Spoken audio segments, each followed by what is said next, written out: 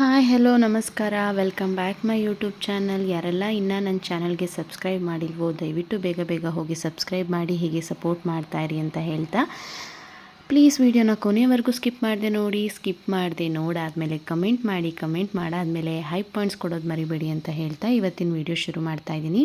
ನೀವಿವಾಗ ನೋಡ್ತಾ ಇರೋದು ವಿಜೃಂಭಣೆಯ ಹನುಮ ಜಯಂತಿ ಆಚರಣೆ. ಡಿಸೆಂಬರ್ 2ನೇ ತಾರೀಕು ಹನುಮ ಜಯಂತಿ ಆಚರಣೆ ಈ ವರ್ಷ ಬಂದಿತ್ತು. ಈ ದಿನ ನಮ್ಮ ಊರಿನಲ್ಲಿ ಹನುಮ ಜಯಂತಿ ಆಚರಣೆ ಯಾವ ರೀತಿ ಇತ್ತು ಅನ್ನೋದನ್ನು ಈ ವಿಡಿಯೋದಲ್ಲಿ ತೋರಿಸ್ತೀನಿ. ತುಂಬಾ ಚೆನ್ನಾಗಿದೆ, ಸೊ ಪ್ಲೀಸ್ ವಿಡಿಯೋನ ಸ್ಕಿಪ್ ಮಾಡದೆ ನೋಡಿ. ಮೊದಲಿಗೆ ಹನುಮ ಜಯಂತಿಯನ್ನು ವರ್ಷಕ್ಕೆ 2 ಬಾರಿ ಆಚರಿಸಲಾಗುತ್ತದೆ. ಒಂದು ದಿನಾಂಕವನ್ನು ವಿಜಯ ಅಭಿನಂದನೆ ಹಬ್ಬವಾಗಿ ಆಚರಿಸಲಾಗುತ್ತದೆ ಮತ್ತು 2ನೇ ದಿನಾಂಕವನ್ನು ಜನ್ಮದಿನವಾಗಿ ಆಚರಿಸಲಾಗುತ್ತದೆ. ಈ ದಿನದಂದು ಪವಿತ್ರ ಸ್ನಾನ ಮಾಡುವುದು, ದಾನ ಮಾಡುವುದು ಮತ್ತು ಇತರ ಧಾರ್ಮಿಕ ಕಾರ್ಯಗಳನ್ನು ಮಾಡುವುದು ವಿಶೇಷ ಮಹತ್ವವನ್ನು ಹೊಂದಿದೆ. ಹನುಮ ಜಯಂತಿಯನ್ನು ಆಚರಿಸುವುದರ ಹಿಂದೆ ಪೌರಾಣಿಕ ಕಥೆ ಇದೆ. ಒಂದು ದಿನಾಂಕದಲ್ಲಿ ಹನುಮನ ಜನ್ಮದಿನವನ್ನು ಹನುಮ ಜಯಂತಿಯಾಗಿ ಆಚರಿಸಿದರೆ, ಇನ್ನೊಂದು ದಿನಾಂಕವನ್ನು ಹನುಮನು ರಾವಣನ ಆಸ್ಥಾನಕ್ಕೆ ಸೀತೆಯ ಅನ್ವೇಷಣೆಯಲ್ಲಿ ಹೋಗಿ ಸೀತೆಯನ್ನು ಗುರುತಿಸಿ ಬಂದ ವಿಜಯೋತ್ಸವದ ನೆನಪಿಗೆ ಹನುಮ ಜಯಂತಿ ಆಚರಿಸುತ್ತಾರೆ.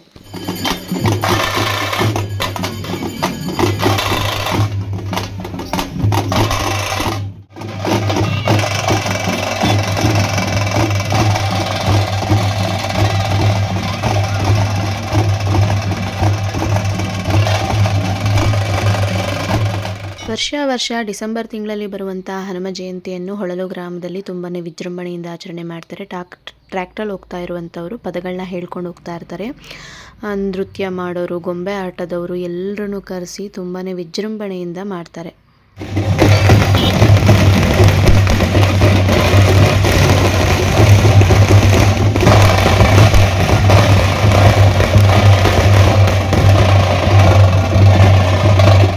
ಎಲ್ಲಿ ನೋಡಿದ್ರು ಎಲ್ಲ ಕಡೆ ಕೇಸರಿ ಶಾಲುಗಳು ನೋಡೋದಕ್ಕೆ ಒಂದು ಚಂದ. ಎಷ್ಟೇ ಮನಸ್ತಾಪ ಅಥವಾ ಊರಲ್ಲಿ ಏನೇ ಇರಲಿ, ಇಂಥ ಹಬ್ಬ ಅಂತ ಬಂದಾಗ ಎಲ್ಲರೂ ಅದನ್ನು ಮರೆತು ಒಗ್ಗಟ್ಟಿಂದ ಹಬ್ಬನ ಸೆಲೆಬ್ರೇಟ್ ಮಾಡ್ತಾರೆ. ಆಂಜನೇಯ ಸ್ವಾಮಿಯ ಉತ್ಸವ ಕೂಡ ಬರ್ತಾ ಇದೆ. ಇವತ್ತು ಮಂಗಳವಾರ ಬೇರೆ ನಮ್ಮೂರಲ್ಲಿ ಸಂತೆಯ ನಡುವೆ ವಿಜೃಂಭಣೆಯ ಹನುಮ ಜಯಂತಿ ಉತ್ಸವ ನಡೀತಾ ಇದೆ.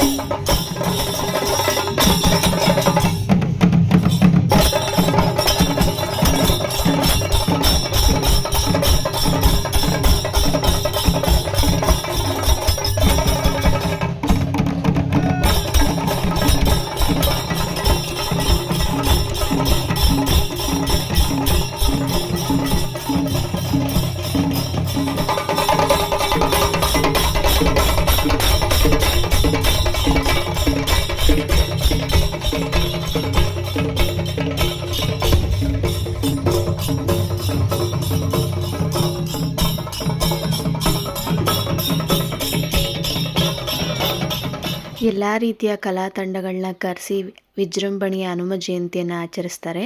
ಆಮೇಲೆ ಊರಲ್ಲಿ ಇರುವಂತೆಲ್ಲ ಮನೆಯವರೆಲ್ಲ ಪೂಜೆ ಮಾಡಿಸ್ತಾರೆ. ಪೂಜೆ ಮಾಡಿಸಿದವ್ರಿಗೆ ಕೂಡ ಪ್ರಸಾದನ ಕೊಡ್ತಾರೆ. ಪುಳಿಯೋಗರೆ ಮತ್ತು ಬೆಲ್ಲನ ಕೊಡ್ತಿದ್ರು. ಯಾರು ಪೂಜೆ ಮಾಡಿಸ್ತಾರೆ ಅವ್ರಿಗೆ ತುಂಬಾ ಕ್ರಮಬದ್ಧವಾಗಿ ಆಚರಣೆ ಮಾಡ್ತಾರೆ. ನೋಡೋದಕ್ಕೊಂಥರ ಚಂದ. ಈ ಎಲ್ಲ ಕೇಸರಿ ಶಾಲ್ಗಳನ್ನ ನೋಡ್ತಾ ಇದ್ರೆ ಖುಷಿ ಆಗ್ತಾ ಇತ್ತು. ಮೂರುಗಳಲ್ಲೂ ಹಬ್ಬ ಮಾಡ್ತಾರಾ ಹನುಮ ಜಯಂತಿನ? ಕಮೆಂಟ್ ಮಾಡಿ.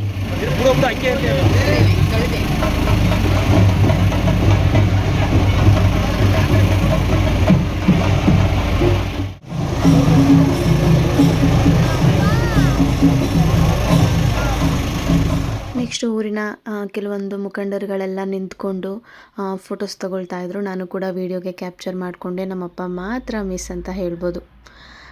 ಇಲ್ಲೆಲ್ಲ ವೀಡಿಯೋ ಮಾಡ್ಕೊಂಡು ನೆಕ್ಸ್ಟು ಆಂಜನೇಯ ಸ್ವಾಮಿ ದೇವಸ್ಥಾನಕ್ಕೆ ಹೋಗಿ ದರ್ಶನ ಮಾಡ್ಕೊಂಡು ಬರೋಣ ಅಂತ ಹೇಳಿ ನಡ್ಕೊಂಡು ದೇವಸ್ಥಾನದ ಹತ್ರ ಹೋದ್ವಿ. ಬೆಳಗ್ಗೆಯಿಂದ ದೇವಸ್ಥಾನಕ್ಕೆ ಹೋಗಿರಲಿಲ್ಲ. ನಾವು ಹೋದಾಗ ಇನ್ನೂ ಪೂಜೆ ಮಾಡ್ತಾ ಇರಲಿಲ್ಲ. ಉತ್ಸವ ಮುಂದೆ ಸಾಗ್ತಾ ಇತ್ತು.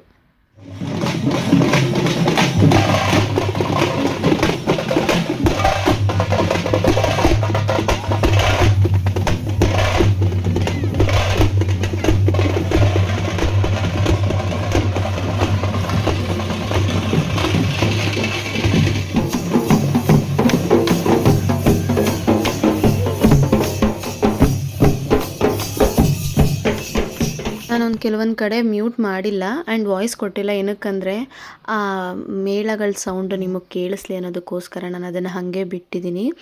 ಅವ್ರ ಕುಣಿತಗಳು, ಆ ಕಲಾ ತಂಡಗಳ ಪ್ರದರ್ಶನ, ಅದರ ಒರಿಜಿನಲ್ ಸೌಂಡ್ ಕೇಳಿಸ್ಕೊಳ್ಳಿ ಅಂತ ಹೇಳಿ ನಾನು ಆ ಸೌಂಡ್ಗಳನ್ನ ಹಾಗೆ, ಡೋಲ್ ಸೌಂಡು, ವಾದ್ಯದ ಸೌಂಡನ್ನ ಹಾಗೆ ಬಿಟ್ಟೆ.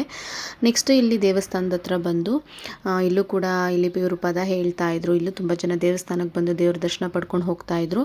ನಾನು ಆಂಜನೇಯ ಸ್ವಾಮಿ ದರ್ಶನ ಪಡೆದು ಕೈ ಮುಗಿದು ನೆಕ್ಸ್ಟು ಸ್ವಲ್ಪ ಆಚೆ ಕೂತಿದ್ದು ಆಮೇಲೆ ಮನೆಗೆ ಹೋದ್ವಿ. ಇದು ನಮ್ಮೂರಲ್ಲಿರುವಂಥ ಆಂಜನೇಯ ಸ್ವಾಮಿ ದೇವಸ್ಥಾನ. ಇಲ್ಲೂ ಕೂಡ ಅಲಂಕಾರ ತುಂಬಾ ಚೆನ್ನಾಗಿ ಮಾಡಿದರು. ಆ್ಯಂಡ್ ಮಂಗಳವಾರದ ದಿನ ಅಥವಾ ಶನಿವಾರದ ದಿನ ಆದಷ್ಟು ಹನುಮ ಜಯಂತಿನ ಆಚರಿಸ್ತಾರೆ ಅಂತ ನಾನಿಲ್ಲೋ ಕೇಳ್ಪಟ್ಟೆ. ನಮ್ಮ ಊರಲ್ಲಿ ಇಷ್ಟು ಚೆಂದ, ಇಷ್ಟು ಅಚ್ಚುಕಟ್ಟಾಗಿ ಹನುಮ ಜಯಂತಿಯನ್ನು ಆಚರಣೆ ಮಾಡಿದ್ರು. ಒಂದು ಪ್ರೀವಿಯಸ್ ಇಯರ್ ಅದಕ್ಕೂ ಹೋದ ವರ್ಷ ಸ್ವಲ್ಪ ಅಷ್ಟು ಗ್ರ್ಯಾಂಡಾಗಿ ಮಾಡಿರಲಿಲ್ಲ, ಬಟ್ ಈ ವರ್ಷ ತುಂಬಾ ಗ್ರ್ಯಾಂಡಾಗಿ ಮಾಡಿದರು. ಅದನ್ನು ನಿಮಗೂ ತೋರಿಸೋಣ, ನಿಮ್ಗಳ ಹತ್ರ ಶೇರ್ ಮಾಡೋಣ ಅಂತ ಹೇಳಿ ವಿಡಿಯೋ ಮಾಡಿ ನಾನು ನಿಮಗೆ ತೋರಿಸ್ತಾ ಇದ್ದೀನಿ. ವರ್ಷದಿಂದ ವರ್ಷಕ್ಕೆ ತುಂಬ ವಿಭಿನ್ನವಾಗಿ ಮಾಡ್ತಾರೆ. ಪೂಜೆ ಮಾಡಿಸೋರ ಮನೆಗೆಲ್ಲ ಪ್ರಸಾದ ವಿನಿಯೋಗ ಮಾಡ್ತಾರೆ. ಇವ್ರುಗಳೆಲ್ಲರೂ ಎದುರಿಸೋದೇ ಆಗ್ತಿತ್ತಪ್ಪ. ನನಗೂ ಲಾಸ್ಟ್ ಪ್ರೀವಿಯಸ್ ವೀಡಿಯೋಲಿ ನೋಡಿದರೆ ನನ್ನ ಹತ್ರಗೂ ಬಂದು ಕೂಡ ಎದುರಿಸೋ ಪ್ರಯತ್ನ ಮಾಡ್ತಾರೆ. ಇಷ್ಟು ಚಂದ ಹನುಮ ಜಯಂತಿ ಉತ್ಸವ ನಡೀತು. ನನ್ನ ಈ ವಿಡಿಯೋ ನಿಮಗೆ ಇಷ್ಟ ಆಗಿದ್ದರೆ ದಯವಿಟ್ಟು ಹೇಗಿತ್ತು, ಏನು ಎತ್ತ ಅಂತ ಕಮೆಂಟ್ ಮಾಡಿ. ಐ ಹೋಪ್ ನನಗೆ ಗೊತ್ತು ವಿಡಿಯೋ ಇಷ್ಟ ಆಗಿರುತ್ತೆ ಅಂತ ಭಾವಿಸ್ತಾ, ಏನಾದರೂ ತಪ್ಪು ಹೇಳಿದರೆ ದಯವಿಟ್ಟು ಕ್ಷಮಿಸಿ. ಹೀಗೆ ಸಪೋರ್ಟ್ ಮಾಡ್ತಾಯಿರಿ. ಇಷ್ಟೊತ್ತು ವಿಡಿಯೋನ ತಾಳ್ಮೆಯಿಂದ ನೀವು ವೀಕ್ಷಿಸಿರೋದಕ್ಕೆ ತುಂಬಾ ಧನ್ಯವಾದಗಳು ಅಂತ ಹೇಳ್ತಾ ವಿಡಿಯೋ ಮುಗಿಸ್ತಾ ಇದ್ದೀನಿ.